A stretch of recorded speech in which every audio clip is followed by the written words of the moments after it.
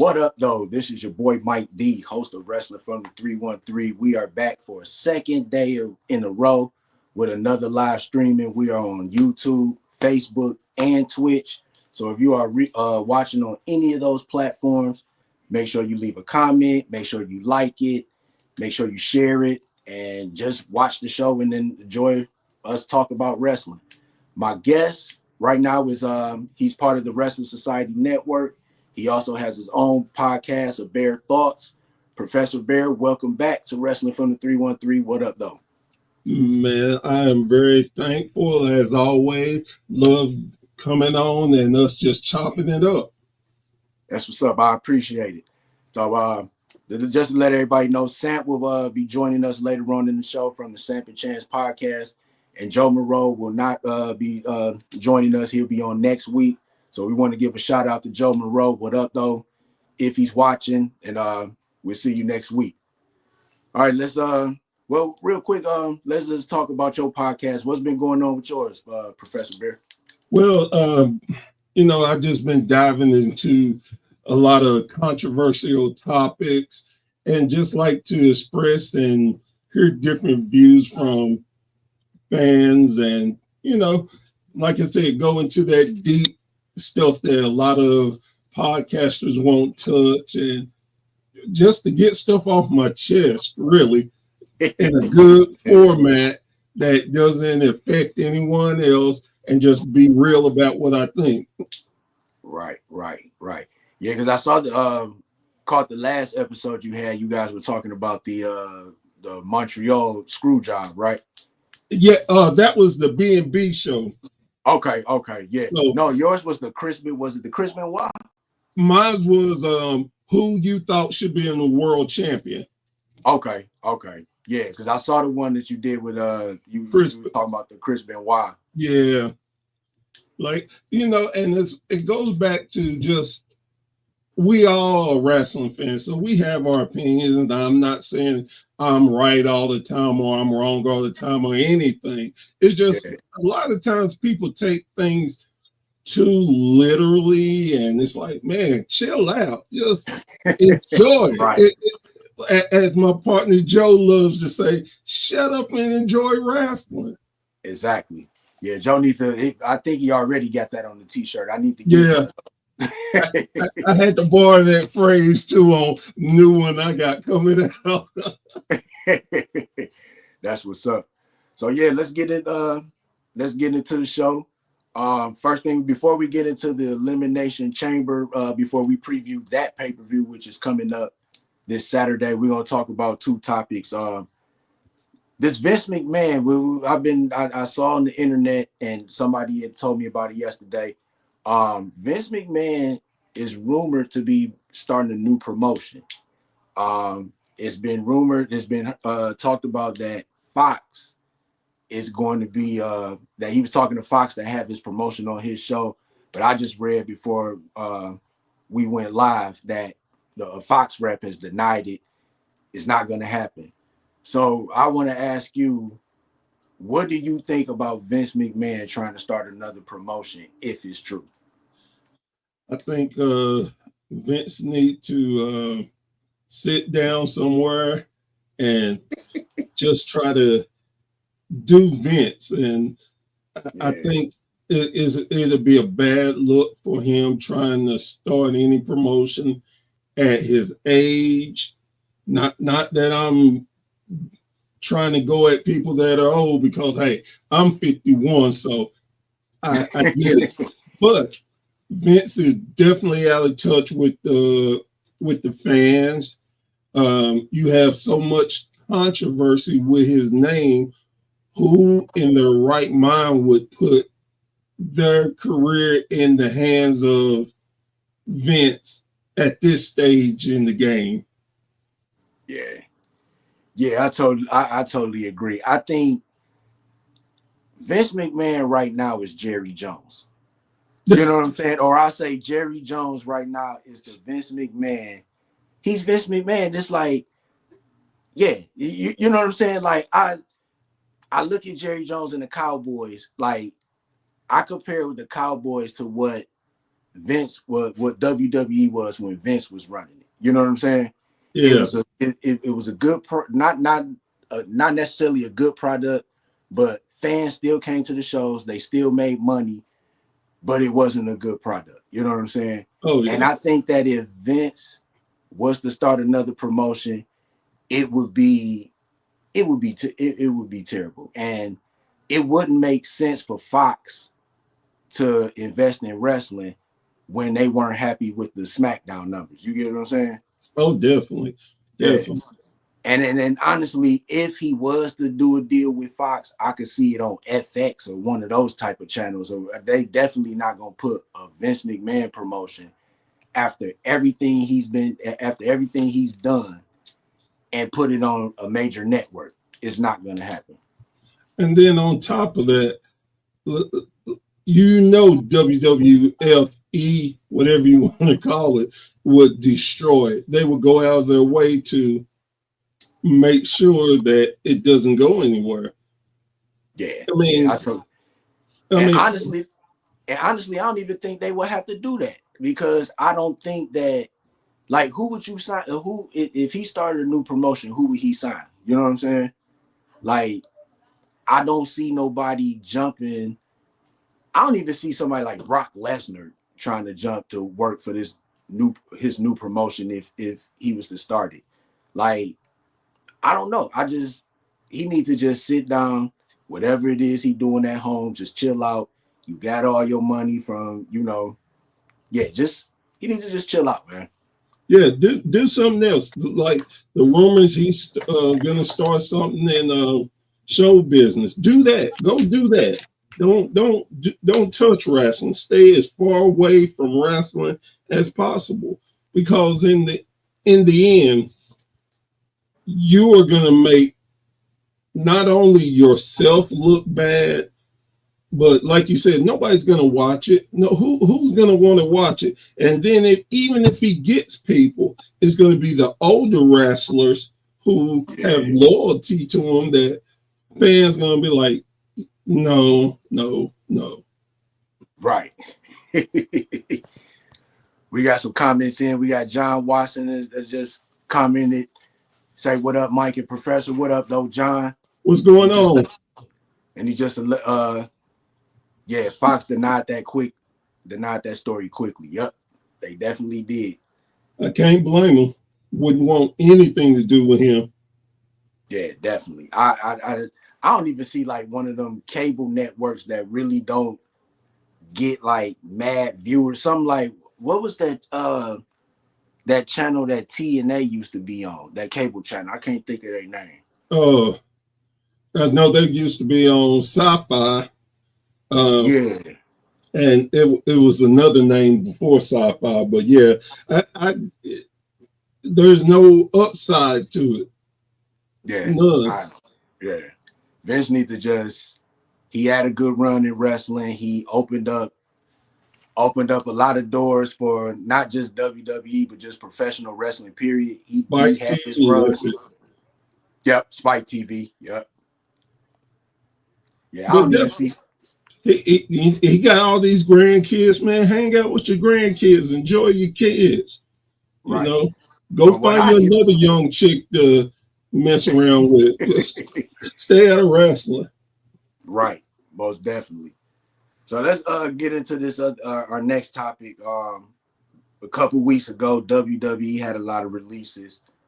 Some of the releases that wrestlers they released: Gallows and Anderson, Cedric Alexander, Sonya Deville, Blair Davenport,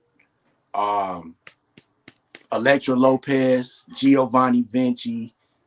Out of all these names, where do you think they should go next? The biggest name is definitely Cedric, and everybody's gonna expect him to go and join the Hurt Syndicate, Yeah. which it's up in the air as far as I'm concerned, because a lot of people don't realize that he is married to Big Swole, and she had that bad experience with Tony Khan. Yeah. So, I mean, eh, can they work it out? Of course they can. But, being, if you're, I have a wife, and if I see how you treated my wife, ain't no way in the hell I'm going over there to let you do anything close to me, or we have to have a long talk and get stuff straightened out before we go. Right. Definitely, definitely. For me, and I the first and I thought of this as soon as I heard all these releases, and I know the internet, everybody talking about they should go to AEW, this and that. I think a lot of them should go to TNA. I think they'll have like AEW right now is too crowded. They got a loaded roster. The people that they got on there, they really don't have room for. They not on television as much. And with the crossover, if they go to TNA with the TNA WWE crossover deal, they'll still have some. They won't be necessarily in WWE, but they'll still have an opportunity to go. You know what I'm saying? Or do Right. like a NXT show. If they decide to have TNA wrestlers on Raw and SmackDown, they could do that. But I would definitely go to TNA because you will still have that connection to WWE. Well, and I think some of them gonna have their feelings hurt that they got released and not gonna want to have anything to do with WWE. Well, and again, you just never know how people are feeling. If Yeah, But it could be a good thing. You could reinvent yourself in TNA and get that quick bring up back to the WWE. I just don't. Some of them, like Anderson and Gallows, I could see them easily going back to TNA. yeah, No yeah. problem. Make a great run. And of course, New Japan, they could always go back to. But yeah, I see them. Like now, Sonya Deville, I think she sits in a better position than all of them because her contract, she's not under the 90-day clause. So when her Yeah. contract ends, she can go wherever she chooses to go. Yup. Yup. And for me, I think she should go to um, AEW because the women's division is starting to get better, and you can put she can show what she really is capable of Right. without the WWE handcuffs. Yeah. And, and on top of that, her and oh goodness, I can't even think her name, who got released because of her OnlyFans account. Mandy Rose. Mandy Rose, they could easily go into AEW and make a big name for themselves. And the rumor is they're thinking about doing a women's tag division, slot them right in there. Oh, that's what's up. That's what's up. Yeah, is Mandy Rose even talking about coming back to wrestling? No, the last thing that I saw that she said was there's always a possibility. And I Mm-hmm. mean, she got her, it's not OnlyFans, but it's something similar to that. Yeah. Plus, she just got married. And like I said, she's a big name. They could do a lot.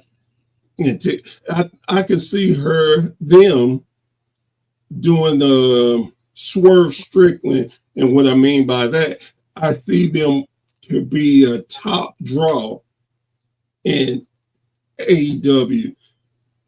And then you got Monet there, and they have a little history. So Yeah. there's a lot of possibilities there.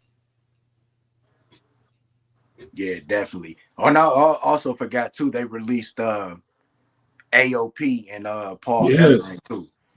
Yeah. I think personally, real quick, let me give a shout out to JD from Mayhem Media. John JD. Watson. John Watson. She too busy hating on Tiffany Stratton. Yeah. Yeah. Yeah. Definitely. Yeah, so for me, I think a lot of them, like you said, if AEW is starting a women's tag division and Mandy Rose comes back to wrestling, and Sonya Deville goes to AEW, because I remember they were a tag team in WWE, Right. but I just think that like tag teams like Gallows and Anderson, they're fitting in perfect with TNA. Yeah. I think AOP would be great for TNA.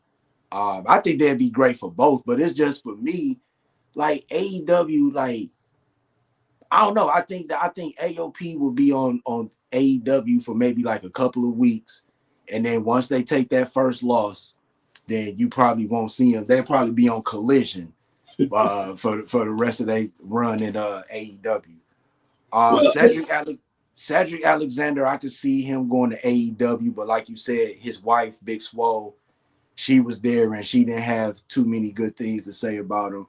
But yeah, like I said, I think TNA right now would be the best spot for a lot of them.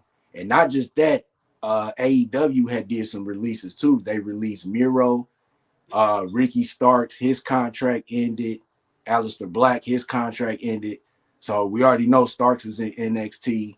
And from what I've been hearing, Rusev and Miro and Aleister Black is on their way back to WWE. yeah. And see, here's the I hate to see wrestlers get released, but in the time we're in now, you can reinvent yourself.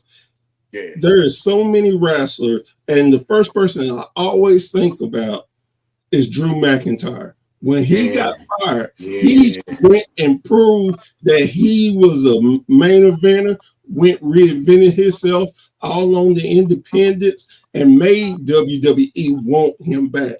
Cody Rhodes, same thing. So I think some of these wrestlers will benefit from being independent, get out there, build your name, learn your craft a lot better, and make WWE say, man, hey, we might have made a mistake there. Come on back. We can sit down and talk about it. Yeah. And I like you brought up Drew McIntyre and Cody. I kind of see that same thing with Nick Nemeth, Dolph Ziggler, because he's been doing his thing in the independents and over in TNA, because he was their world champion currently. Right. Well, I mean, and the one good thing I would say about Dolph is that it was so long ago that he was in the independents, and he's such a big name that he can take his time, and he does busted open radio. So hey, what's happening, guys? What's going on, Sam? Oh man, just well, unlike you guys, it's past dinner time, so for me, we haven't had dinner yet. I had to do some domestic duties for the little one, tutoring, stuff like that. Still sunny out, well, rainy outside, but it's so light. So here I am. Everything is beautiful. We appreciate you coming by, and I appreciate you guys inviting me, man. I love this. This is like the highlight. Whenever I see your text, I'm like, shit, yeah, let's do this. I say that I feel the same way. Like I love creating our content that we do and everything, but at the end of the day, this is relaxing. This is therapeutic. You know what I mean? Yeah. Oh yeah. It's like just getting together with friends and just shooting the shit. And I love it. That's it. 100%. What's going on, guys? What did I miss? So far, we talked about I don't know if you heard the rumor, but Vince McMahon supposedly supposed to be starting a new promotion. We talked about that. Real quick, what are your thoughts on that? I think it's just rumors and innuendo. I don't think he's doing anything like it. One, because I've heard that he's approached Fox. What would Fox want to do with wrestling? They just let it go. Yeah. right? Yeah. So from that perspective, I think it's just people wanting to start something, Yeah. right? To say something. Honestly, I think Vince is going into a production kind of company, kind of film and things like that. Hiring people that he knows make sense because they know how he works, Yeah. right? And Vince McMahon is the kind of guy he has to work with people who are like-minded. He comes from a different school of thought, a different school of philosophy, a different school of work ethic. And no disrespect to the young blood that's out there today, that's why they can't work with Vince, because they can't deal with it. They can't deal with the criticism. They can't deal with how he operates. And quite frankly, if he didn't operate the way Vince operates, we wouldn't be sitting here today talking about what we talk about. You're right. Right? Facts. Professor Bear would not exist. Well, you would exist, obviously, but I mean, Professor Bear in the realm that you are, Samp wouldn't exist in the way I exist. Mike D, same, right? So, I mean, and that's the problem. I think that's the issue that Vince started to face, was that this newer generation of guys just don't, and girls, can't handle criticisms. They can't handle the truth, to be fair. And because of that, it was getting hard for people to work with him. Well, the only place I would disagree with you on is not the truth; it's just his way, and I think a lot of times that, especially nowadays, people have voices and they want their voices to be heard and not to be disrespected. I mean, like I was telling Mike D earlier, I have a podcast where I talk about my feelings and how I feel. I'm not saying that I'm right, nor am I wrong. It's just how I feel. Right. Now, I'm glad to talk to anyone, to have the open forum, but the thing is, I'm a nice person. So, when you disagree, there's no problem. We just look at things differently. It's no problem. But some people think because, this is my show, I can say anything I want and how I want. No, you are not going to be disrespectful. Now, you don't like it? Get off. You never have to watch my content, never have to be on my show. Yeah. But what I will not tolerate is disrespect from no one. Yeah. I don't care who you are. 100%. No, but I mean, ultimately, at the end of the day, like I said, I just think it's just a philosophical difference between generations. Ultimately, right? The way Vince works is very different. I talk about him in like postpartum, or you know what I mean. But I mean, the reality of Vince is, if he's willing to bleed for the company, then he expects the same from everyone else.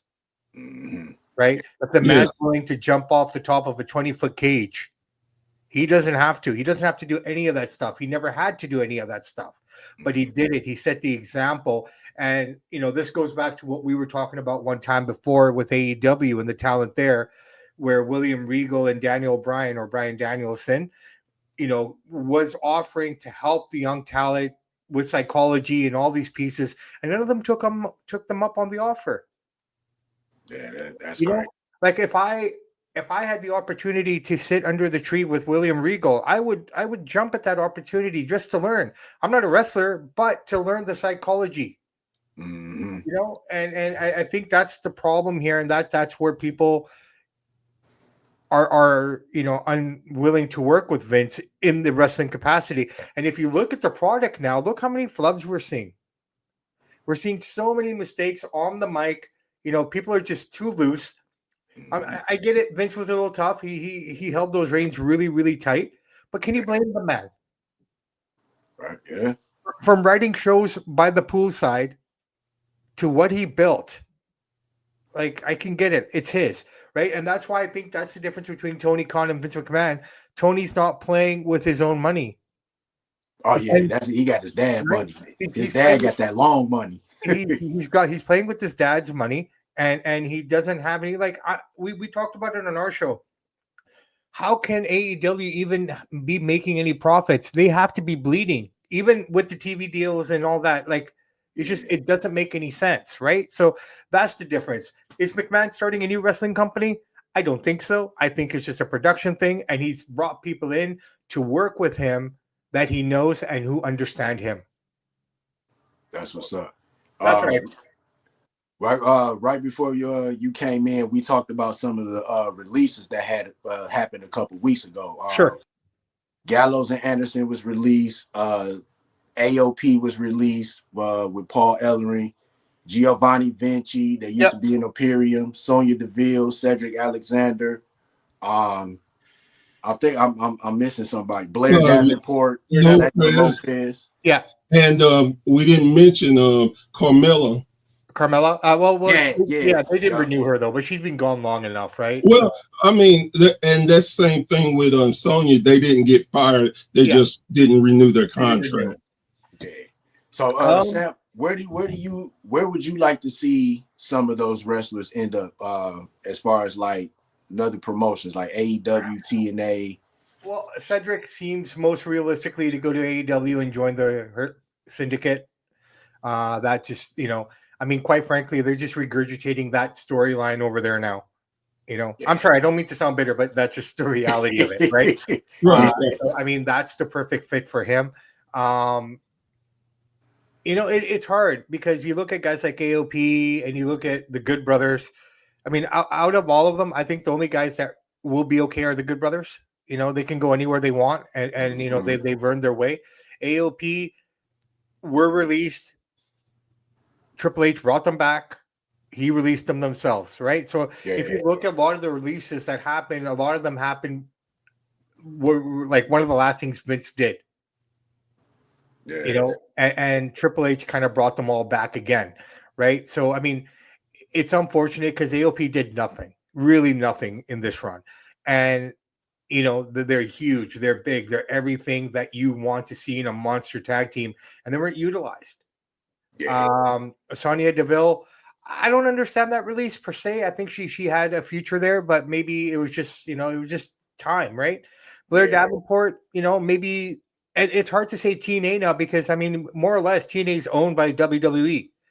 So, I mean, what are we looking at? Moose versus Obi Femi coming up here pretty soon. So like we're possibly going to see a title change on two different promotions here. Like, so, we got that coming up. In terms of the rest of the guys, independent scene, really, man. I mean, it really. Look, everyone that was released, in my opinion, wasn't doing anything. That's true. Blair Davenport was just spinning her wheels. Cedric Alexander, I feel sorry for the guy. He worked really hard. He did everything he was supposed to do, but he just, and again, it's not, at the end of the day, we have to also realize it comes down to the talent itself. If you're not getting over, then there's nothing anyone else can do. Well, I agree with you in a sense, but then when you're not given a spot to try to do something, and again, nobody can make anybody, no matter what is thought. Mm-hmm. But if I'm not given opportunity to step up, then how can I show you my talent? And I'm not saying that none of them got that opportunity, but and I guess that's the way I look at it. Plus, even with a release, it can be a good thing because that's something that me and Mike were just talking about. Like I look at when I think of releases now, immediately I think Drew McIntyre. Yep. He went out there and said, "Okay, I'm going to show y'all what y'all gave up, and you're going to want me back." Cody Rhodes, the exact same thing. Mm-hmm. So this is not necessarily a bad thing. It's just what you make of it. Well, look, if this is your passion and if this is all you've ever wanted to do, then being released from the WWE is a blessing in disguise because that allows you to go out there and hone your craft a bit more, like Cody did, like Drew did, right?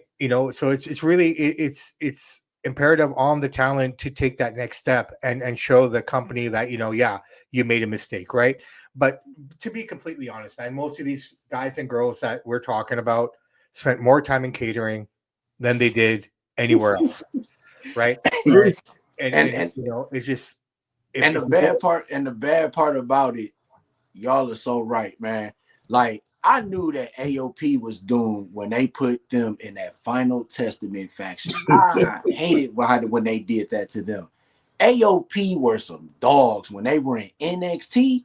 They were like one of their greatest tag teams on that brand. You know what I'm saying? And even Gallows and Anderson, even when they first got to WWE and they got released during the pandemic, I still don't feel like that run. I still don't feel like they had a good run, even though they were the tag team champions. They didn't utilize them with AJ Styles. Like they had them in the OC, but they didn't take advantage of that. You know what I'm saying? It didn't help that sorry, bro. It didn't help that AJ was broken for a long time too. Yeah. Right? You know, they could have done something with Michin and the Good Brothers. They could have continued it that way, but they didn't. They went different directions, right? I mean, if you think about it, you look at Gallows and Anderson, they're more mentor kind of guys now. Yeah. In the sense, like, you know, what are you going to really do with them? Yeah. Right? I mean, it's just like, and when you have three brands to bounce around in, like you look at Cedric, okay, it wasn't working here. Okay, we're going to go and put you on NXT. If you can't get shit done in NXT, then I don't know what you're going to do. Yeah. Right? Like Ashante, I'm surprised Ashante is still there. Well, yeah. Like... but see, it goes back to what you said though. You get a chance. Ashante is getting over doing his gimmick, so that's the only reason why he's still there. And no disrespect to Ashante, because he's not just a horrible wrestler, but this current storyline has interest people. So okay, we're gonna run with. We're gonna keep going. Okay, now it's one of those. Look, you screw this up, you're gonna be joining the unemployment line too. Well, it works that he has a nice lady to work with now, right? Exactly. I mean, what's it, Carmen Petrovich? Is he with her? Yeah, right. So can you do? It is what it is, right? I mean, releases are always going to happen. Yes. No, that's never going to change. No matter how much money these guys are making right now, they're still going to do their releases, post WrestleMania, post Royal Rumble, whatever they do now, right? However they play it. But everyone that was released, to be completely honest, man, I don't have a problem with it. It is what it is. They weren't on TV. It's nothing that I missed. The only time that I was pretty disappointed in a release was one when they Malachi Black got released. Yeah. And when Bray got released. Those were the two shocking ones. You know what I mean? Yeah. But if you look at it from that perspective, it is what it is. I mean, what can you do? Right now, it's the onus is on these young guys and girls to step up and go out there or do something different, right? AOP, I'm surprised they even came back to wrestling. To be honest, man, they were doing their own thing. They had their own thing going on. Well, I was going to say, and that's probably one of the reasons why they came back, because they were doing their own thing and they started screwing up and had a reputation. You couldn't trust them. Yeah. So. Well, I don't know. And like, I definitely agree with you on that. And then you have their new system, the ID. Then they're coming out with Evolve. So I hate to say it like this. It's no disrespect to any of the wrestlers that got released, but why keep dead weight when you bring it on fresh? Well, the other big reason was here, and this is what I heard and read. One of the main reasons for all these releases was for the new crop to come up to the main roster, right? So they're making space for all these guys. I mean, Roxanne's pretty much a main roster character now, right? I mean, she's up there now. Trick is going to probably show up pretty soon. You got probably a few 4 or 5 other boys and girls that are going to go up there. So, you got to get rid of some of it in order to bring up the rest, right? So that's the other piece as well. That's the economic piece of it. But look, at the end of the day, it's a part of the business, right? NFL, you get releases. It happens. Basketball, I guess you would get releases. I don't know how it works, but I mean, it is what it is, right? So it's just a part of the business. I mean, yeah. Definitely. That's really the skinny of it all. Definitely. Real quick, before we get into start talking about Elimination Chamber, want to give a shout out to Connor Clark, representing Mayhem Media. He's over in the UK. It's 1 a.m. So, shout out to Connor for staying up late and watching us. What's up, bruv? And we got Lil Miss who is watching us on YouTube. She says, hello, I love WWE. We all love WWE too. Little Miss is a champion. Most definitely. All right, y'all. So let's get into the main event of the show, the Elimination Chamber preview. The PLE is this Saturday in Toronto on the other side of your home country, Samp. So, and then it's actually gonna be coming on late. I know you was kind of upset that it was coming on at 6 in the afternoon. Well, 3 in the afternoon for us, 6 for you. Yeah. So I think it'll be 7:30 here, and I think it'll be 4:30 for y'all. Yeah. 4:30 pre-show. It's easy. No worries. Yeah. So we're gonna start. I'm gonna start with the weakest match on this card. So far, it's 4 matches, and then of course the big Cody decision. Tiffany Stratton, Trish Stratus versus Nia Jax and Candice LeRae. Honestly, I didn't even know this was on the card until I watched SmackDown last week. What do y'all think about this match? Filler. I mean, that's what it is. It's something to get Trish on. It's another way of burying Nia Jax, and it takes up a space. That's just the way I feel about it. Yeah. It's a feel-good Canadian story. Canada's own Trish Stratus, Toronto's own Trish Stratus is back in the ring.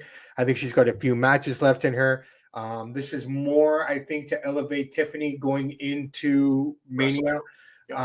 Just elevate her a little bit more. I think the person who loses the most in this match will be Candice LeRae because she'll be the scapegoat for it all. Yeah. If we're making predictions, I'm going to have to say Tiff and Trish, with Trish getting the pin on Candice. Yeah, I'm gonna say the same thing. Trish and Tiffany Stratton, they're gonna win this match. I don't even know what's going on in the story. The last thing I remember in that storyline is Nia Jax did the bonsai drop on Tiffany and Trish at the same time.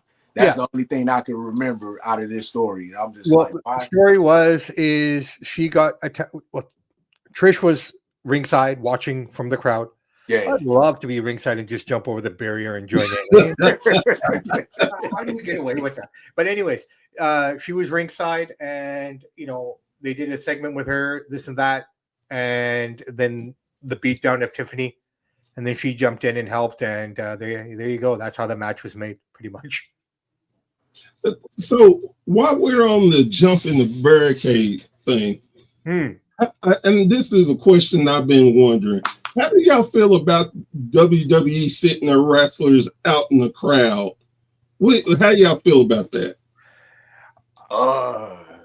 You know what? It depends on the rest.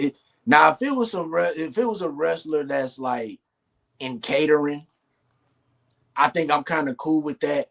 But if it's like a major champion that could be on a PLE, nah.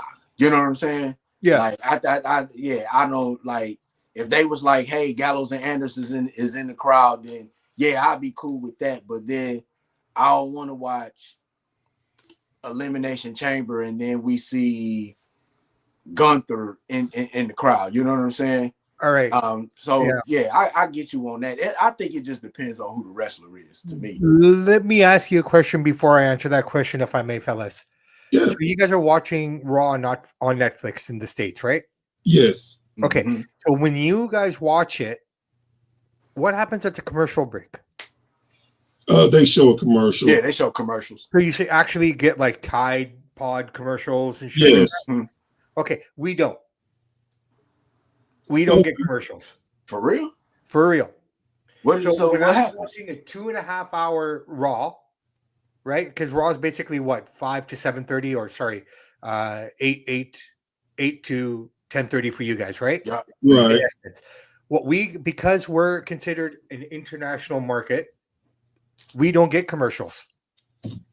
So basically, when you guys go to commercials, we go to segments So Jackie Redmond, I'm here now with Ah, the New Day. So we get Oh, interviews. So all those people that you're seeing in the crowd is for my entertainment and for the international audience. While you guys are watching commercials, like for example, sometimes when you're watching and you see, okay, they come back and so is already in the ring. right. Yeah, I'm watching them walk to the ring now. So in Oh, okay. essence, that 2.5 hour show is like me actually being there in an we're actually there live. Like we get to see what they're doing, and we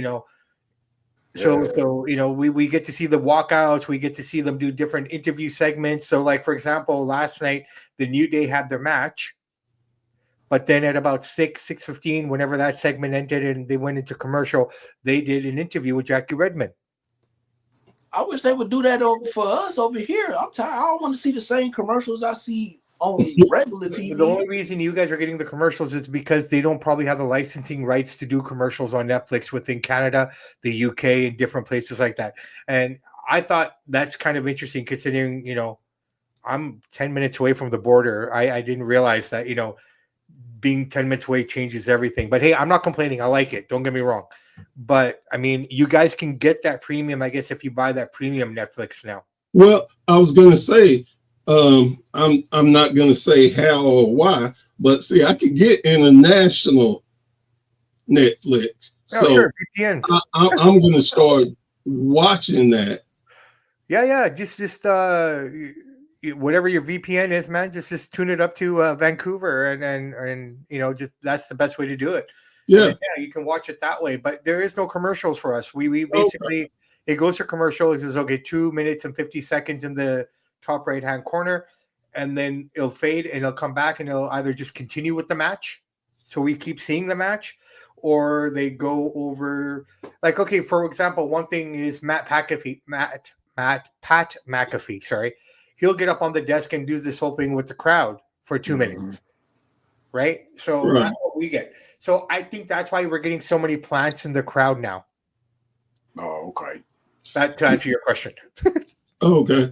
So what I was gonna say is okay, so it's just like watching when I watched AEW on their streams, there's no commercials. Yeah. Then they talk the commentators may keep talking about the matches, or they'll start laughing and making fun and stuff. Yeah. So I get it.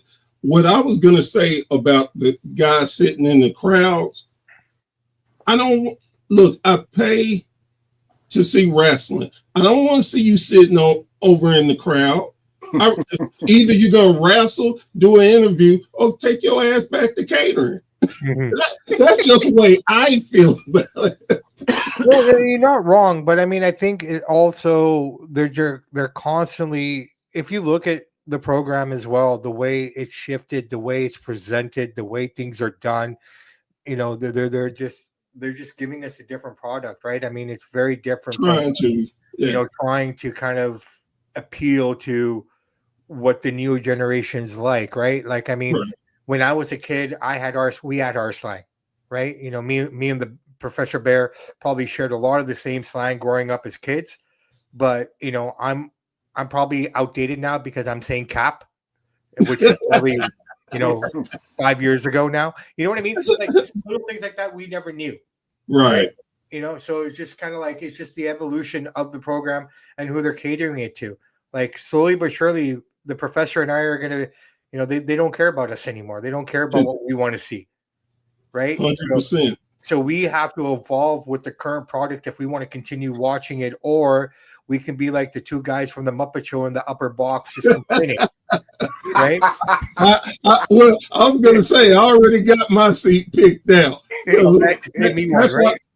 And my seat called the Bears Thought. That's where I go. Right. So I mean, that's kind of where we're going right now, right? Like, I mean, for us, rock and wrestling and the Attitude Era and some of the Ruthless Aggression era was catered to us.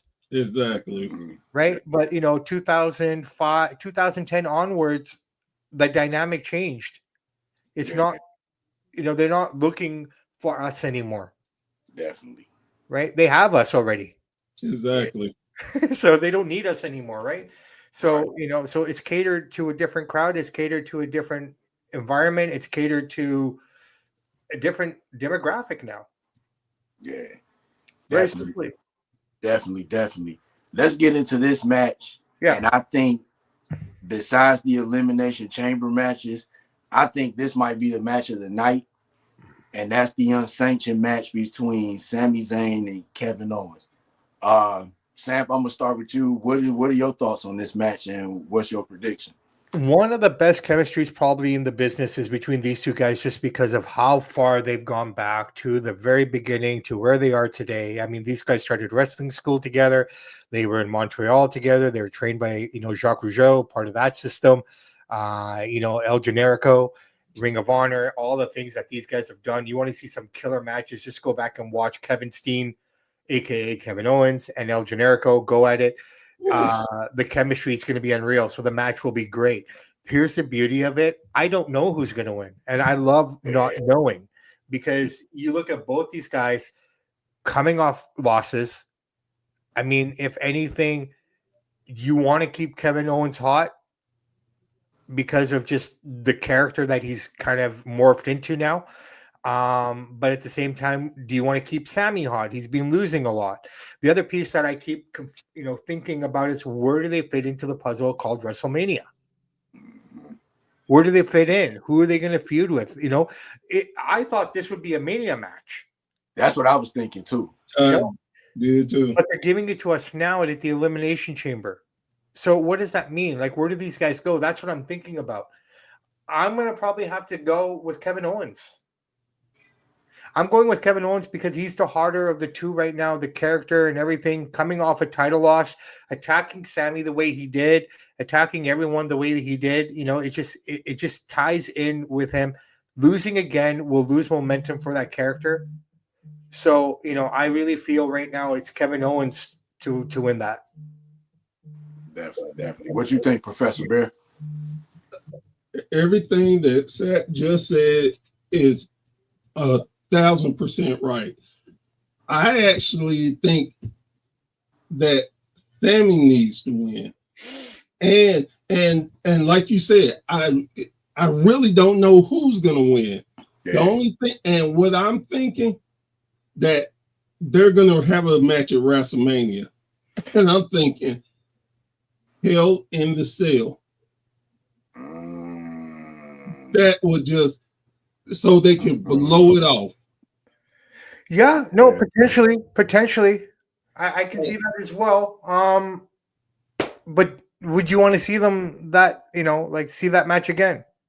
Yeah, I mean, because they, like you said, they reinvent themselves every match. And that's the thing about them.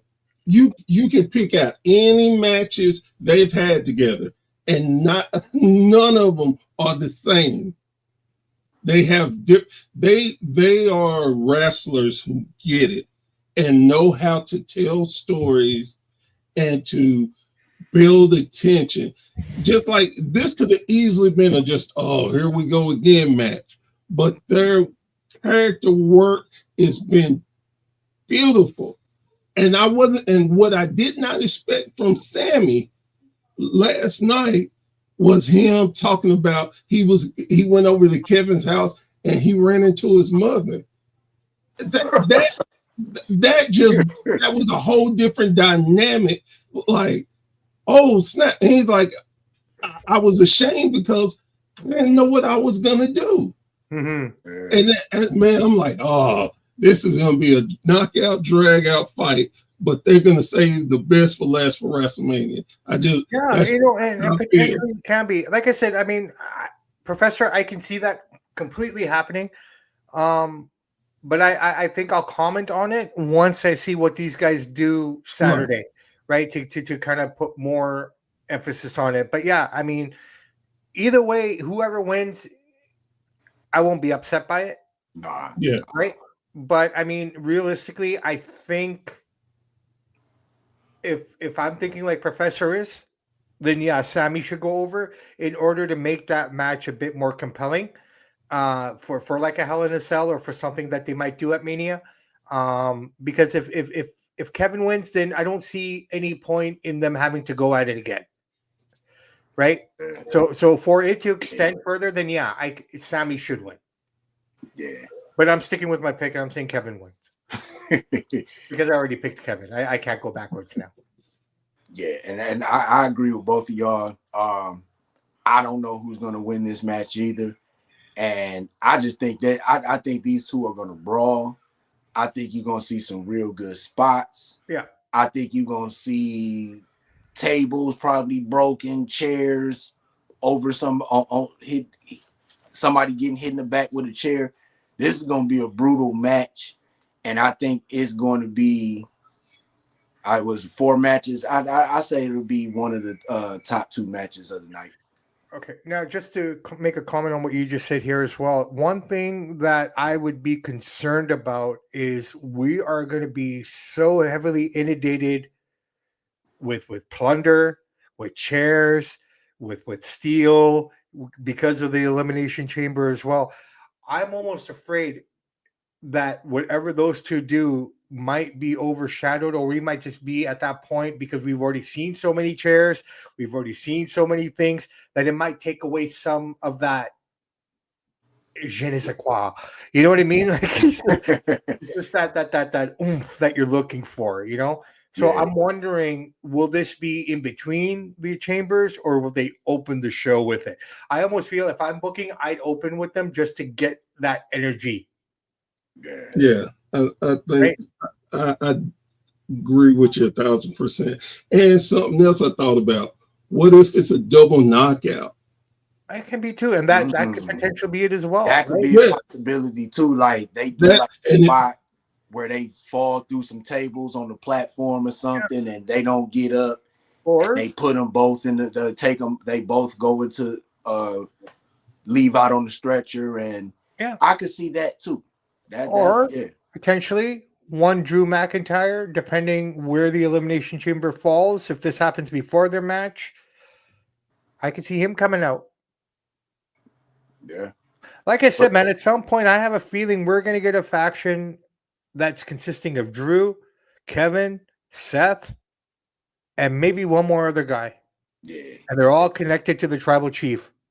Yup. Definitely. Right? Like you said, I have no idea what's going to happen. Yeah. And I'm so looking forward to it. Yeah, it's rare when I can't read stuff that I'm like, okay, I want to see. This got me like, oh, I really want to see what they're about to pull off here. Dude, that's the first time I've ever seen you take your hat off, man. I didn't know what you were rocking under there, bro.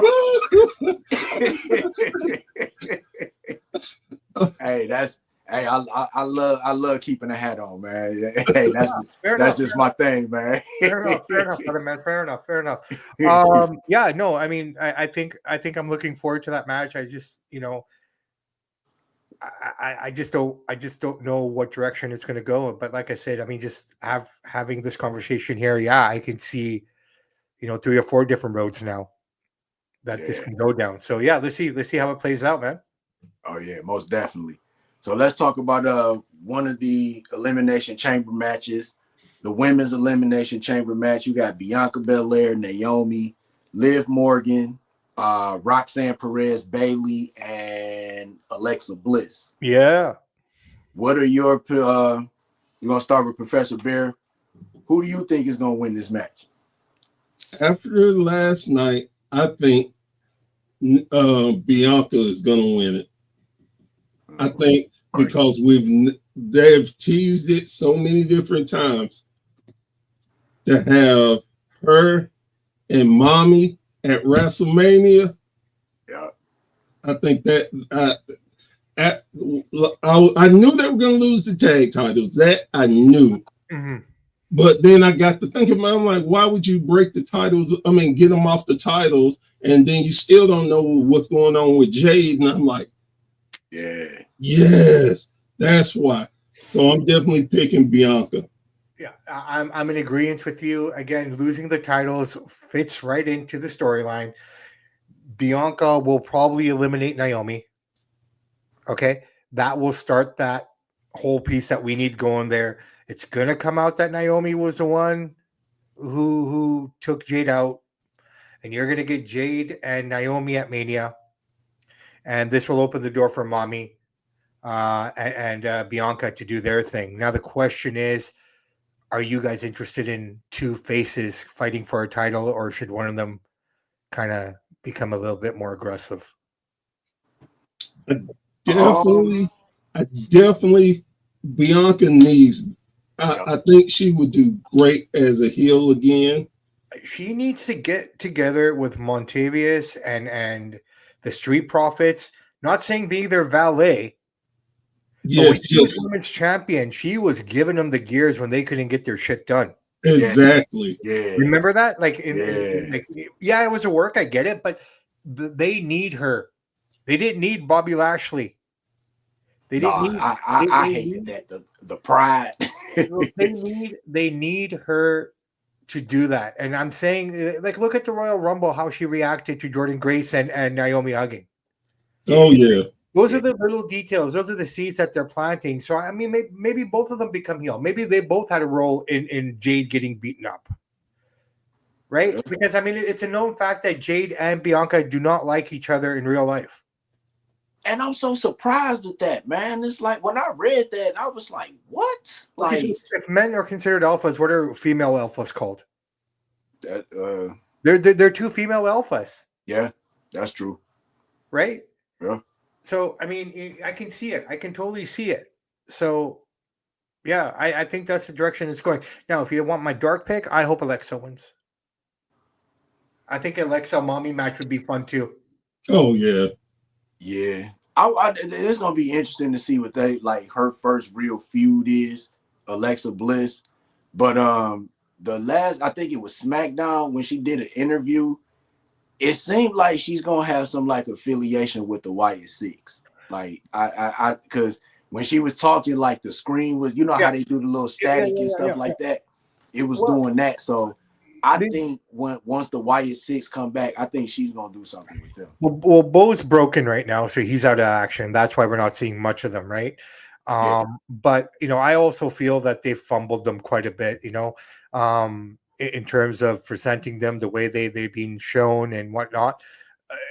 But ultimately, I think the saving grace here will be Alexa working with them. But what I'm curious about is Sister Abigail, Nikki Cross. Because if you think about it, remember, we got to go back about 4 or 5 years now. Nikki Cross and Alexa Bliss were tighter than tight. They had their program going. She was her little minion following her behind her. And who was trying to pull her out of this thing that she was going through when she made the transformation into Alexa Bliss, Little Miss, whatever, the whole Bray Wyatt thing that she got into. It was Nikki Cross that was saying, hey, what's wrong with you? What's wrong with you? Yeah. Now look who Sister Abigail is. Yep. That's gonna be interesting. That's gonna be real interesting there, right? But in terms of feuds and stuff, I like the way they're not pushing her too hard right now.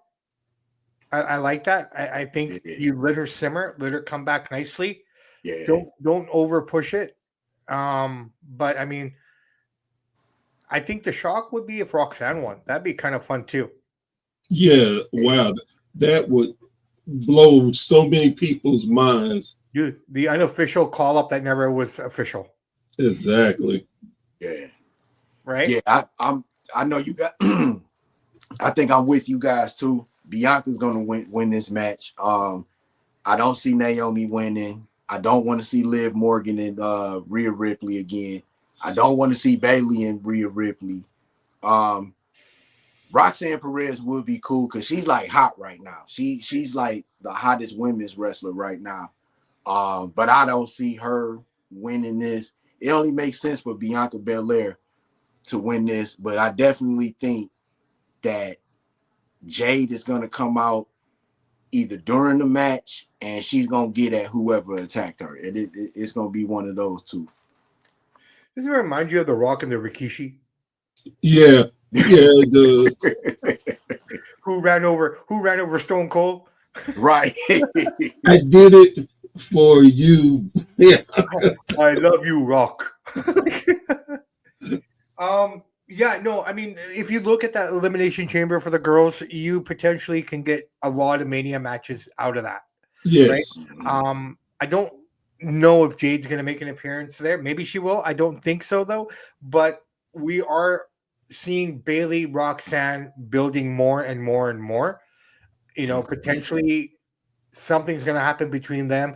That's going to escalate their storyline more. And I think you're going to get Bailey and Roxanne at Mania as well, right? I mean, that's something that's just kind of coming up because you look at Bailey, man. I mean, she's probably the hardest working female on the roster of all the rosters. She's on SmackDown, she's on Raw, she's on NXT, and she's performing. She's just not coming out there, right? Yeah. So, San Jose to Washington, D.C. to back to over here. So she's everywhere. And, she's kind of, Roxanne's kind of being there and she's kind of being, pushing around. But yeah, man. Yeah. Real quick before we get into the next match, Mayhem Media got to bounce. Got work to get to tonight. Great work. Appreciate it, JD. Shout out to Mayhem Media. Respect. All right, so I was going to get it before we get into the men's Elimination Chamber match. We got to talk about the Cody decision. This definitely put a new twist on like everything now. So what did y'all think of The Rock coming out and basically saying he wants Cody to be his champion / corporate champion? I'm gonna start with you, Sam. What did you think about this story, and what do you think he's gonna do? When The Rock first debuted, I was there, not there physically, but I was there. I watched it. Right when he came out as Rocky Maivia, with the big feather hair and the whole 9 yards. I thought that was the worst thing that The Rock had ever done. Okay. Now let's fast forward to last Friday night. And I would have to say, if The Rock wrote his own promo, that is the worst promo I've ever seen that man do. The only thing that I would say that I've seen him do worse was that Tooth Fairy movie he made before that. But the worst promo I've ever seen in my life by him. He comes out thanking everybody, and mid promo he turns heel. And that made no sense. It's kind of like, I appreciate The Rock and I appreciate when he comes out. I don't know how much of this is a work or a shoot, how much actual authority he has backstage, if he's actually calling shots, if he's actually making changes himself. I get it. You're a board member, but does that give you the authority to do things behind stage? I don't think so, but they're building the story accordingly. The fact that we're talking about it right now means it's working. Fair? Yeah. What the F is that? What that makes no sense to me, right? You're not the Scorpion King, right? I mean, let's just think about that. What do you mean by you want his soul? The only reason I'm thinking anything of that is because they want to turn Cody more of a heel character because of who's going to win the Elimination Chamber in order to make that match a bit more better. Yeah. You want two John Cena-like characters fighting for the title? Nah. And I don't think they want that two baby faces going up against. Sorry. Well, two things real quick, Benny. One, I ain't that tall, and two, I don't like the word retard. I'm a little slow. That you can use that. Retired. It's retired. Oh. And three, I can't read. So there. Hey, shout out to Benny for leaving a comment. What up, though, Benny? Yeah, no, it was horrible. It is what it is, and I don't understand. I think this has to do something with trying to turn Cody heel somehow. I don't know what else it could be. It doesn't make any sense. And the more you think about it, this Cody guy, he's really, really fucking himself over here, man. Like, look, just from the get-go, everybody fought alongside of him to get that title a year ago, right? Yeah. The amount of crap that this man went through for over 2 years to get that title, to have Kevin Owens support you, Sami Zayn support you, Seth Rollins, the guy that you basically fought 3 times in a row and beat the shit out of, supporting you, right? Everybody supported Cody. And then what does Cody do? He becomes Roman's partner. Okay. And then what does Cody do? The Rock comes out and he gives The Rock a hug. Don't you remember this man beat the shit out of you in front of your bus? In the ring? And mocked his mom. Mom and dad. And beat him up in front of his daughter and wife looking out the window of the bus? Like, come on, man. This guy beat you at WrestleMania last year. Yeah, you definitely got a point. Definitely right? So it doesn't make any sense why it's such a love affair. Like, I get it. This is where Cody has to kind of now either flick the switch and make a move here, man, because this guy, like, seriously, it makes no sense what they've done. Like, a year ago to, like, this is what I love about WrestleMania. From Mania to Mania, everything's different, right? As we're gearing into this new season of Mania now, we see a Cody Rhodes that's friends with all the guys that he was trying to get away from.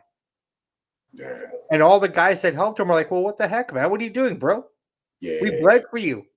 Yeah. We did everything for you. We put our own lives on the line. Right. Well, right? Let me say this. But doesn't that go great with the narrative of if you're Sammy? With the group you were talking about? Yeah. But if you're going to turn Cody heel, this is how you're going to have to do it. Right? Yep. And I think, me personally, I think Cody needs to go heel. He's a natural heel. He's an ass in general. Yeah. Right? Like, if you ever watched his show on TBS when he had his own little thing, like, that guy was a real dick. He comes across as a dick in real life. Yeah, because I even heard, like, when he was a heel over in New Japan, they said he was crazy. Like, not crazy, but he was like a real good heel when he was in New Japan. He was great as a heel in AEW.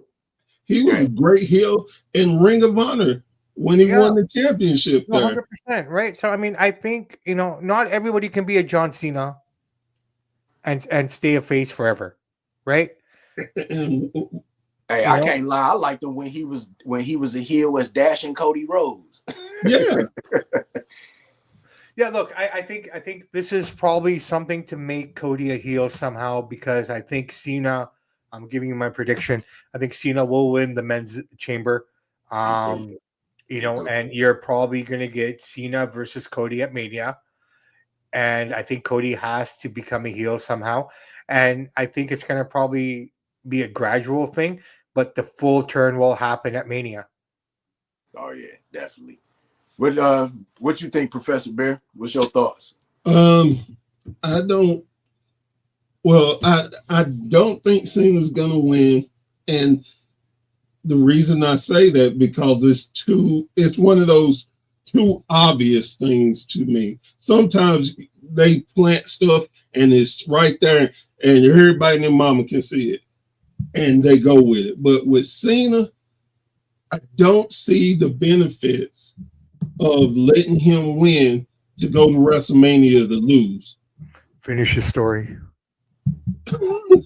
He got a year, so they could go in and out. And just like, one thing Cena said, that he thinks it's best for business.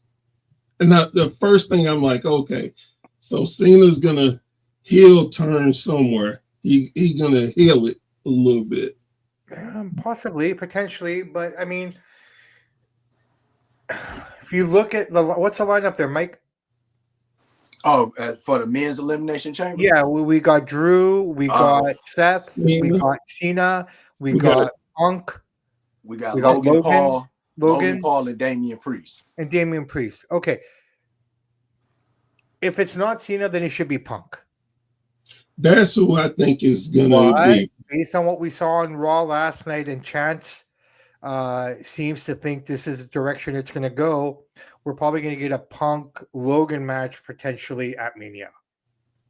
I honestly see it I actually see it being Cena and Paul at Mania.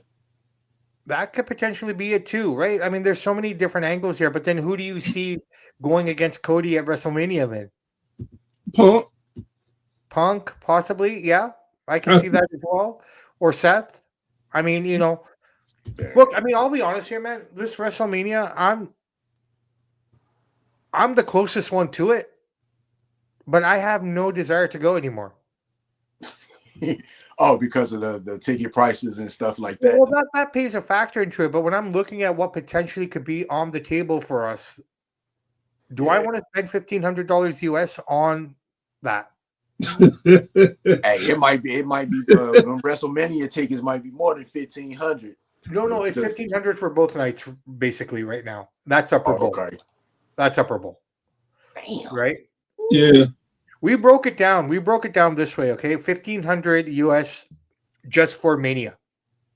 Just for those 2 nights. Yeah, that doesn't talk about. Now I want to go to, if I'm there, I want to go to Fan Fest, right? Right. If I go to Mania, I'm not gonna leave. I'm gonna try to get there for Thursday. Right. Okay. So airfare. If I buy my tickets right now, I can probably get to Vegas for probably about $300-400 US return. If I buy them right now. Okay, so that's 400 US. Okay. 1,900 now with the Mania tickets. Okay. My hotel, they're gonna gouge you wherever you go, and I don't want to stay at Circus.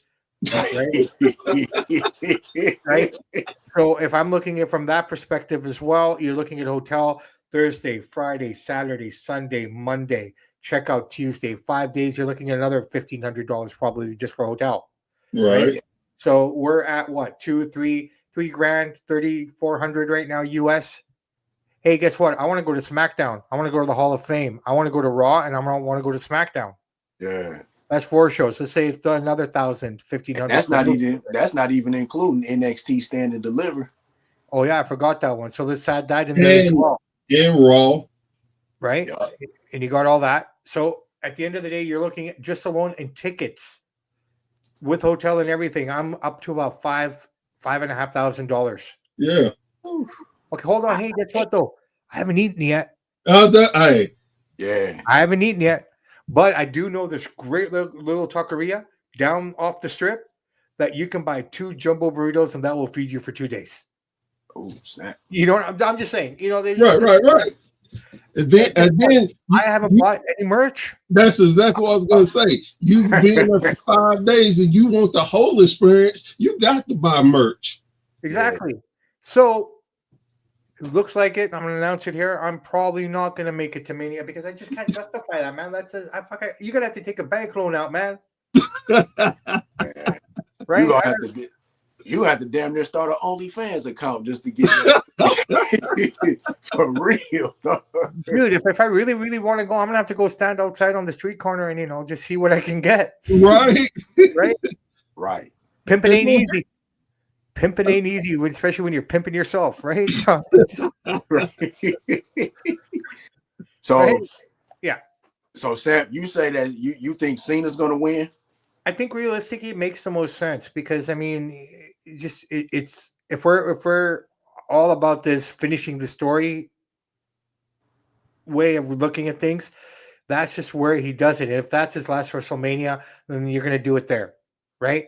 And if he won it, he has it. He can lose it by Money in the Bank, so we can get back on track with whoever needs to have that title, et cetera, and kind of move on from that. I mean, Cena getting the title, it's nothing more than just like a transitional phase before they figure out what the next direction is. Yeah. Right? The one thing about all of this that we have not talked about is the tribal chief. Oh, yeah. Where is he gonna sit in this whole WrestleMania thing? But this WrestleMania thing, I really feel he's gonna, like I said, this is why I think Cena's gonna win because, okay, look, on paper right now, and everything can change, and this is the beauty of WrestleMania this year. It's late April, right? So even after this, like after Elimination Chamber, usually we only have 3 weeks, maybe 4, before Mania, which is what 2, 4, 6 to 8 shows to put the whole thing together. Yeah. right? That's Raw and SmackDown. Right. Right. So now we have an addition of another 2 to 3 weeks on top of that. So we got basically a month and a half to build up WrestleMania.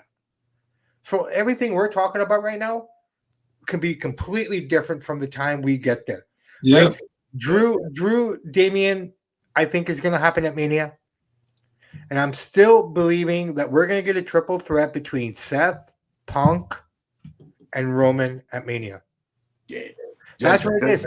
This is the first Mania where Roman Reigns will not be in the main event. Yeah. And they need to do that in order to keep him fresh. You can't put him in that spot right now. Exactly. He needs to work his way back up. He's not even on TV. Yeah. We haven't seen the guy since Royal Rumble. You're right. He hasn't been anywhere. Yeah. Right? So, but yet all these stories are connected to him, which makes him so great. Yep. And Paulie still owes him the favor. a favor. Exactly. So this is where all this is going to kind of, I feel, going to play out.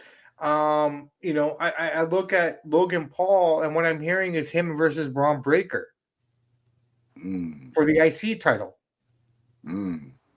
That'd be like I saw something where they were talking about both nights and what they think is going to be happening here. Like Liv and Raquel winning the tag titles. That's probably going to be like a 4-way dance or something one of the nights. Where they get the title, right? So that you kind of already see where they're going with those goals, right? You're probably going to Naomi versus Jade, right? The matches we know: Tiffany Charlotte, that's a given. That's already there. Jay Gunther, we already know that one's going to happen, right? So by the end of Saturday night, we will have at least 4 matches that we know that are guaranteed. Yeah. All the world titles are going to be set, and we know who's fighting who for what, right? The rest of the show is up in the air. What does Finn Balor do? Who does Finn fight? I think him and AJ are going to go at it, right? Right? Shinsuke, who's he going to fight? I mean, WrestleMania is that time that every title should be on the line.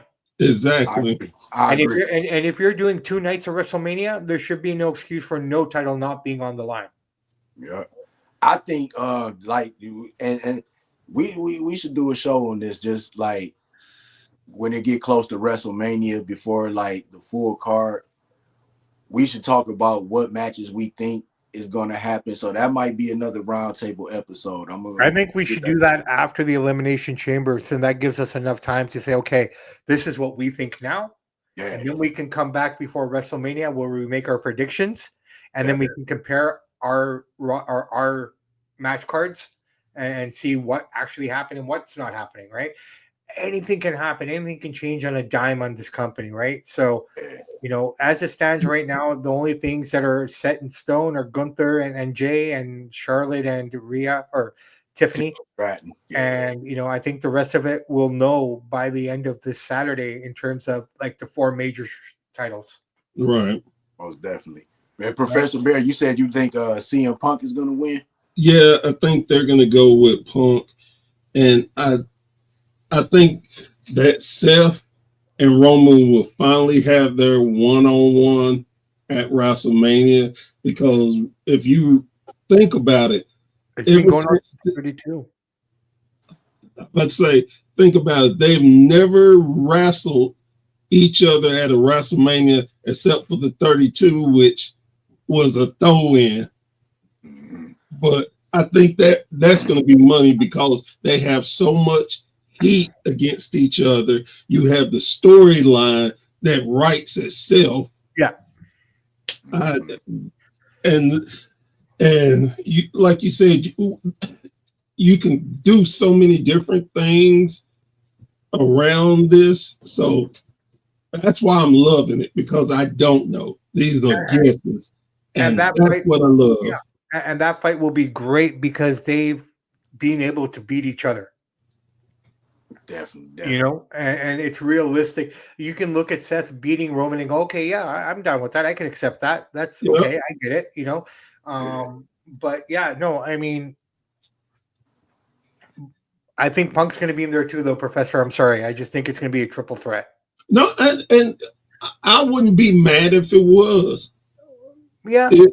I mean, they again, like you said, they are pulling so many different strings where you can anything would make sense to go a whole different direction than what we're sitting here talking about. And it's like, okay, that made sense. Why in the hell didn't I talk about that? So Yeah. Well, I mean, look, and when I said to Chance as well, is I said, look, a lot of times we complain and we're upset about what we've seen or we saw that. But the fact of the matter is we're talking about it. Right. yeah, And quite frankly, sometimes we just need to step back, take a look at it, and try to figure out what actually is happening. Why are they doing it this way? And that's where my mind kind of goes back to, like, okay, that Rock segment, yeah, it was horrible. I'm sad. I'm sad that I lost a half an hour of my life. Right? I can't get that back. It's gone. Right? It's blown in the wind. There's nothing I can do. right. But the fact of the matter is we're talking about it. Yeah. Right? People are upset about it. And you know who I feel sorry for is Road Dogg, because he had nothing to do with it. Right. Right? It's almost like they put him in that spot to be the scapegoat to take the attention off of everyone else. I mean, Yeah. here's my question, and I don't have the answer, and I don't know if you guys have it, but how much pull does Ari Emanuel actually have in terms of what is put on television? Is he the Vince McMahon now that gets the final say on the content that's being put out there, or is he leaving it up completely up to Triple H and his team? For me, I think that Triple H and his team has the final say so up until Rock. Rock comes in like, hey, I'm going to do this now. And it's up for Triple H to, okay, let's see, let's move this piece. Okay, we're going to see what you're going to do. Now we got to move these pieces here, and here. And I think one of the biggest problems with that, though, is last year, and they saw it didn't work, so they were able to shuffle it, make it better. The fans loved it, but it was an accident. So now they're like, hey, we can do this again. We just listen to the fans, and then we can pivot. Now, this is the difference between Vince and Triple H. Vince didn't give a shit about what the fans thought.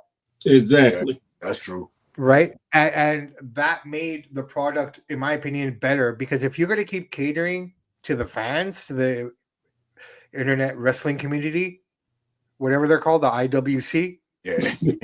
Right. If you're going to keep catering to these guys, they're going to get away with everything. They're going to get whatever they want every time. Right. Well, look, the Rock Reigns is gone. I'm not even interested in it anymore. Nah. That should have happened last year. Either last year or the Mania before that. Right. Like, if you're going to give that to me at 42, I'm not interested. It held no value anymore. Nah. Yeah, and the thing is, too, with Rock, he's just getting older. And you can't keep putting Rock out there in that spot. Yeah. I agree. I'm gonna give my prediction on the men's chamber. I think Cena's gonna win. For me, I just think it's more box office. You know what I'm saying? If Cody turns heel, you got the story, you got the face of the company, you got possibly the corporate champion going up against one of the greatest of all time. And he's tied with Ric Flair. And if he wins this championship, he could pass Ric Flair and have the most championships. You know what I'm saying? Yeah. Me personally, I don't want to see Cody and Drew. I think they can, if they do have that match, have it for another pay-per-view or SummerSlam. That's how I really feel about all of these guys that's in this. But what happened yesterday on Raw in that promo with Cody and Seth, now I kind of got Seth as like my dark horse. Yeah. If John Cena doesn't win. Yeah. And it's just like we've been talking about before, this possible faction that could happen with Seth, Drew, and Kevin Owens. With what Cody is doing right now, it makes perfect sense for them to join as a faction, possibly all of them be baby faces or kind of like in the middle, like tweeners or whatever. And start this battle with Cody, and it also depend on who he has with him, because you know if he's the corporate champion, he turned heel, he got to have some guys with him. You know what I'm saying? So we'll probably get some mishmash guys that are going to join Cody, right? Like minions, like you know that it won't be anyone big. It'll be mid carders that would join him, in my opinion. Right. You got to have those people I think that the can be only fear that the company would have of starting that faction is they get over more so than anyone else. Yeah. They want you to boo them, but everyone's going to cheer them. And keep it real, I don't think nobody want to see Cody and Damian Priest at WrestleMania. They can have that match for Raw, SmackDown, or Clash at the Castle or something. You know what I'm saying? If you look at all 5 guys in there, apart from Cena, they're all Raw, SmackDown, or a smaller pay-per-view. Yeah. Right? Yeah. And from what I understand, and you know, this is no knock on Gunther or Jay, but they're saying that the ticket sales aren't going great. Yep. Okay. Now I don't believe that's the reason. I think it's because they're fucking $1,500. That's that's definitely the reason. That's definitely, and they're holding it in the city that's not even cheap anymore, man. I mean, at least you could have gone to Vegas and it was somewhat affordable because you didn't have to eat at the hotel. You could have gone to the Walgreens and got your beer. You could have gone, you know what I mean? But even going there now, example, you go to like, I don't know, MGM. You go into the lobby, you got buy a beer, one can, a tall can is $8 there. Whereas before you could just go off to the strip and get like 3 cans for $8. Now one can at the store is $8. Man, I'm staying right here in Michigan where I could get me a can of beer for under $3. There you go. Right? I mean, if I drank, I would do the same thing. To be at WrestleMania, even though it was a crap WrestleMania, but I went. I have no desires to give them no more of my money like that. Well, I tell you what, man, I gave them my money for Survivor Series, and the only reason I did is because it was in my hometown. I could go home to my own bed. I could take the train to the stadium. I didn't have to pay for parking, you know, so everything was justified. And, you know, because I've never been to Survivor Series, now I've checked it off the list. I can say I've gone to all 4, the big 4. Cool. That's right. I got SummerSlam and Survivor Series that I hadn't did. And honest, like I said, I've did enough where if I never go to a big WWE wrestling event ever again, I'm okay with it. I agree with you, Professor. I agree with you. I think it's age too, though. And I'm not saying we're old men or anything there, brother, but I'm kind of more inclined now just to sit at home and enjoy it on my couch. Man, the only thing I get up and go do now is go to indie wrestling. Yeah, I went to an indie show Sunday. Yeah. How was it? It was pretty good. It was good. One of the matches that they had, I think it was the match of the night. It was a Detroit street fight. And them guys was going at it. It was James Fury, and I can't remember the other guy's name, but for me, man, I've always respected independent wrestling. You know what I'm saying?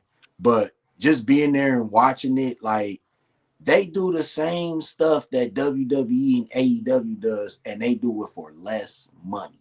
You know what I'm saying?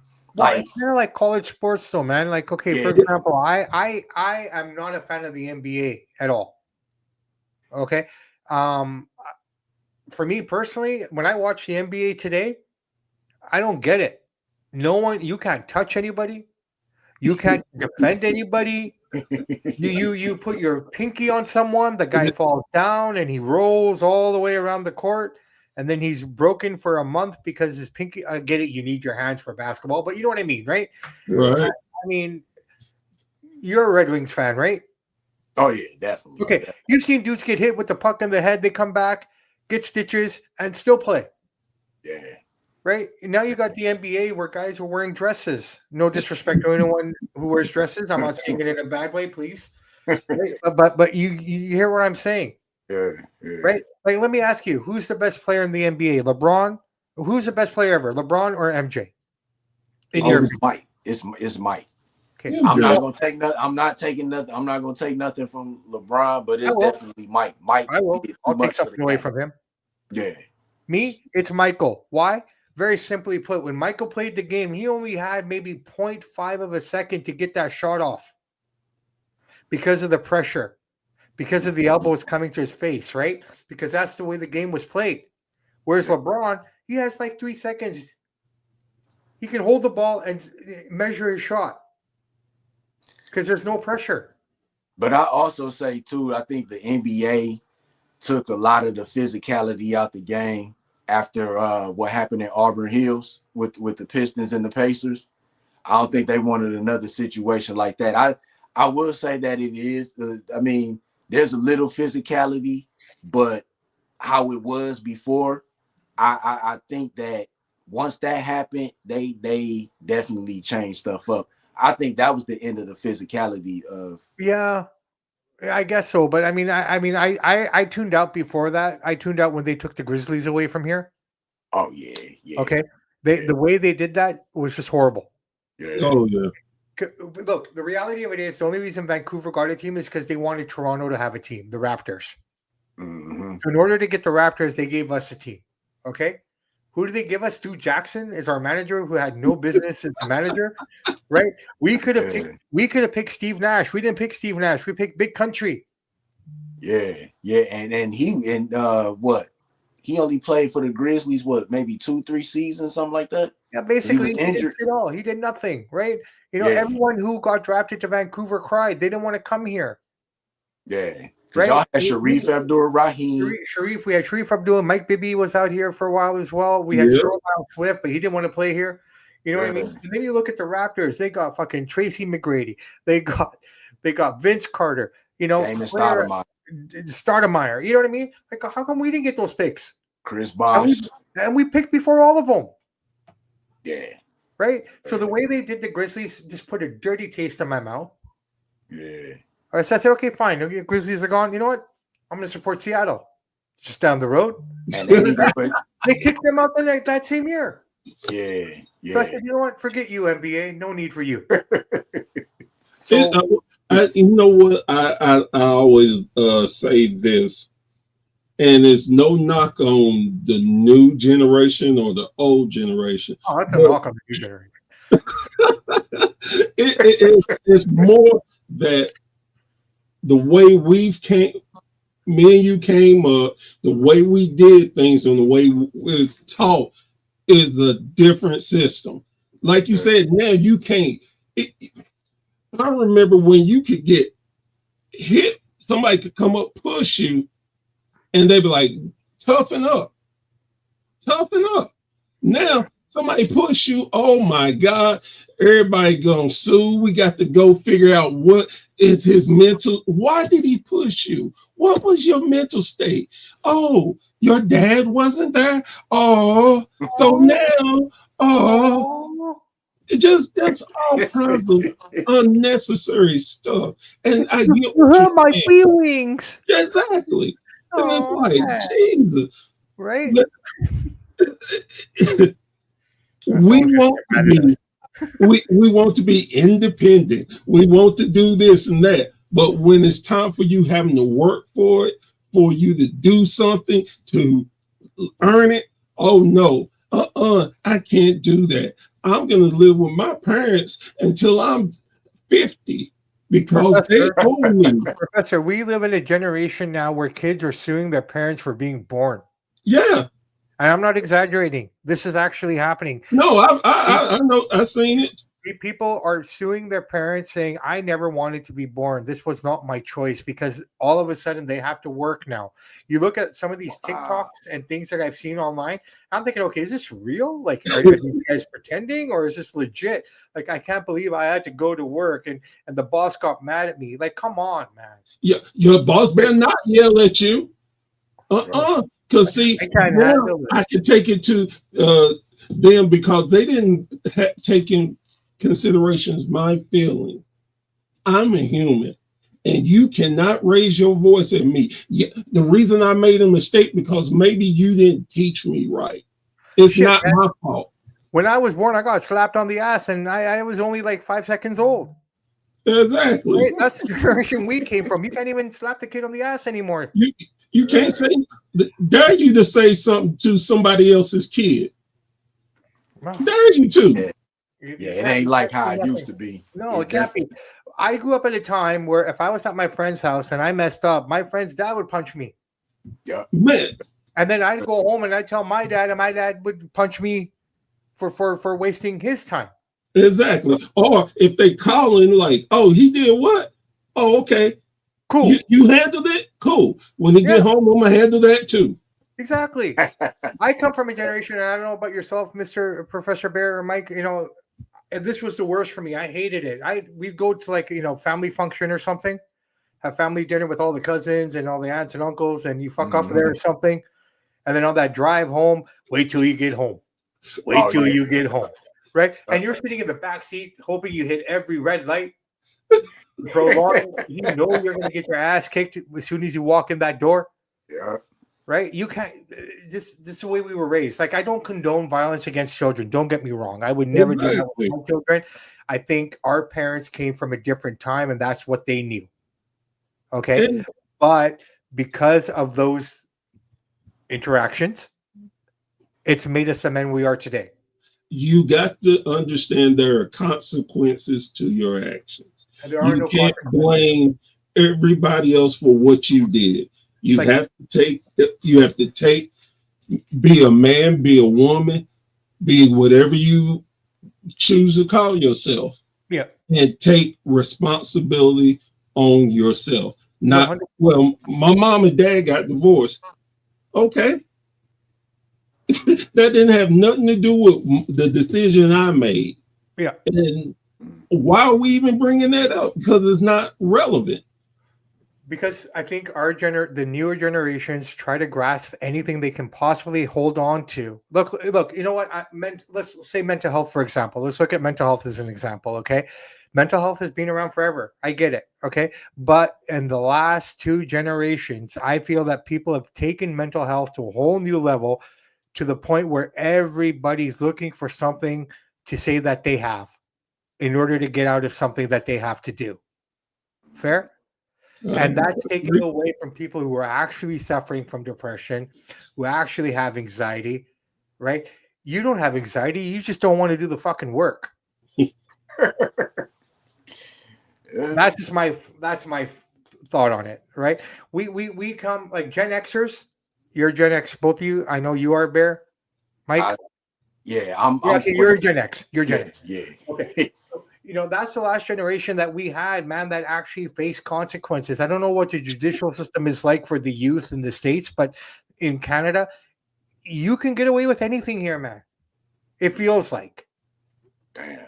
Right? Like everyone wants, I'm all about restorative justice. I'm all about recidivism, in terms of not putting people into the system, but helping them get better. But we're not even doing that anymore, right? No one is faced any consequences. You have youth out there doing stupid shit, and what do they get? A slap on the hand. You don't want to hurt their feelings, right? If my son and daughter was on here now, they were like, "Oh no, Dad will punch us in the face." Dad didn't play that. Dad did not play that, and didn't care who was around. Didn't care. It's like, okay, if I ain't disciplining my child now, don't say nothing in 5-10 years when he terrorizing your ass. Don't say nothing to me. Look, man, I'll say it this way, man. I was sitting at church. I don't know what I did wrong, but all I know is my dad punched me in the face and knocked my tooth out. Yeah, you was acting up, man. Especially I don't remember what I did. I probably did something wrong, right? I get it, but I mean, that's just the way it was with us. Yeah. Right? It was a community. In essence, man, you said the key word right there. Right? Community. We grew up in a community, and we're all we're all minorities in essence, technically speaking, right? So I don't know. I don't want to make this sound bad or anything, but I also look at racism as a crutch for people now. Okay. I like to think that I dealt with real racism when I was growing up. Growing up as a kid in the 80s, early 90s, it was easy for people to come up and call me a Hindu, a Punjab, or curry breath, or this or that because of my Indian origin, right? Right. This generation doesn't face that. No one says anything to anyone anymore. Like, I don't know what it's like in the States. I'm only speaking from what I'm seeing here, but I find that everyone here uses it as a crutch now. Oh, that's racism. Oh, that's that. No, it's not. Right? We knew the difference when someone was saying something in a derogatory way, opposed to my homeboy saying something to me in a loving way. Exactly. Right? Like, it's just now people take everything out of context and make it about them and make it about what they want to believe and how they can get out of doing something. Nobody wants to work hard anymore. Yeah, that's true. That is definitely true. Well, fellas, Shit, I appreciate you guys coming through. You are, giving a little breakdown of the generations or whatever, talking about wrestling and everything. Samp, any shout outs or you want to plug any of your social media platforms? No, you know what? Everybody knows Samp. We do Samp and Chance, boxing and wrestling show. This week we switched the format up. We put the boxing show out first today, opposed to doing the wrestling one, just because we're coming off the heels of the Biv and Bivol fight that happened in Saudi Arabia. Also, we have Tank Davis fighting this weekend against Lamont Roach in New York as well. So we covered that. Check out our Thursday show where we talk about the Elimination Chamber. We make our predictions and whatnot. And our continuous, well, I'm not saying it's a continuous bashing, but what the hell is Tony Khan doing? It's becoming more and more of a segment for our show now, it seems like. But we have 2 shows coming out. Check us out, at Samp and Chance on all social medias. And that's it, man. And this is, like I said, I love doing these. I can't wait to do more. Sweet. Professor Bear, you want to plug any of your platforms or podcasts or anything? Sure. Tomorrow I will be doing the Bear's Thought. Hadn't got what I'm going to talk about yet, but I guarantee you it's probably going to be controversial. And just get that out there and just be able to talk. And like I said, we are a community. I listen, we can debate, we can have fun, and just dive deeper into wrestling. And Saturday on me and my tag team partner Blade on the B&B show, we will be watching Elimination Chamber. So definitely check us out. We will be watching it on our platform, which is thewrestlingsociety.com, and you can watch it with us. We just do different things. You never know where I'm going to be because I am definitely doing an indie tour where I'm going to different indie shows and just enjoying it, meeting people. You meet me, come up, say what's up, and let me know. I can talk about different things.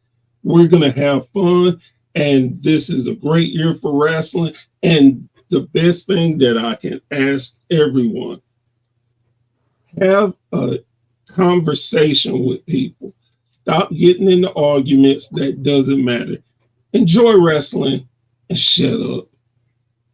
That's it. Hey, just quickly here, the Hardy Boys were on NXT tonight. Yes. And they won. And it looks like they're going to be facing, I guess they called them Faxium now? Faxium. Yeah, they're going to be fighting at their NXT Roadblock. With the TNA tag team titles on the line. Oh, sweet. So you got Moose and Obi, and you got this guy here too now.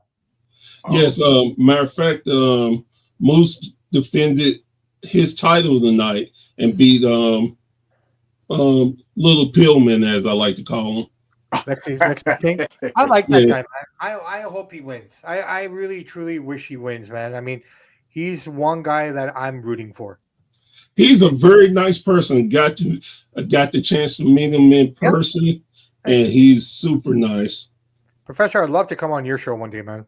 Yeah, we'll definitely work some stuff out because I am planning on having. I don't mean to invite myself, but No, I'm glad you did because I am planning soon to have a bunch of people I've met and had on my show, and we just do a round table. yeah, and I love to have you guys. I love to have both you guys back on our show as well, and just to kind of, break it down. But you know what, Mike? First off, thank you so much. Oh, no problem. Continuously facilitating this for us. I'm the lucky one out of all of you because it's only 6:45 here, and you guys have bedtime coming up.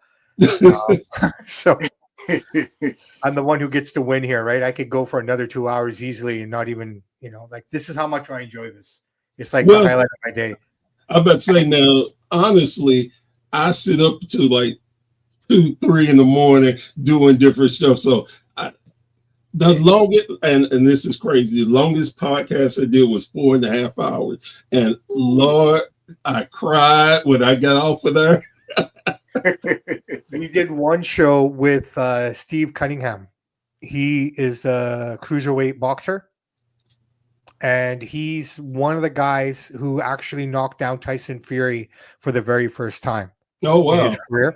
So when we had him on the show, I tell you what, man, like I could have had a paper cutout of myself and just put it there because this guy just kept talking and talking. And talking. Like, he just kept going on. And we're like, that's the one interview I did where I felt I had no control over. That's crazy. Right. And then when I went to edit it, I'm like, fuck me. I got like 3.5 hours here. Well, you know what, man? And I was thinking about this, man. We need to come up with a name for our roundtable. The three of us, and of course, Joe Monroe. So if y'all got any names, you know what I'm saying, just hit, let me know. Or if I come up with a name, I'll let y'all know. But yeah, we Three definitely brothers and a cracker. I'm that guy, man. I said it. but the funniest part is I know Joe would probably love it. I'm just saying. Hey, you know what? He would too. He would. Right? Hey, Right? But we got to keep it. We got to keep it clean. It's always that one that is yes. Yeah. But I'm trying to bring back some of the old school, man. We need a bit of old school. We need a bit of old school back in our culture. I mean, and this is what I'm talking about. Like I can go up to my friend and call him a honky and a cracker and stuff like that, and they know the difference between it being derogatory and actually being said in endearment. Yeah. And I think the biggest thing is you're talking to your friend. You wasn't talking to me. So why in the hell am I in your conversation worrying about what you're calling him? That's the problem. Everybody stick their nose in stuff that doesn't always concerns them. But, I can do it. Yeah, man. No, man, I'm still trying to bring back like 70s slang. Like I call people blood, right? That's the generation I grew up in. Right? It's like I said, it's bedtime when you hear MASH on TV. Yeah, Lord. Right? And then you're really late for bed when you hear Taxi come on. Oh yeah, or when I heard my dad call, man, let me get under here and pretend I'm asleep. Yep. Yeah, definitely.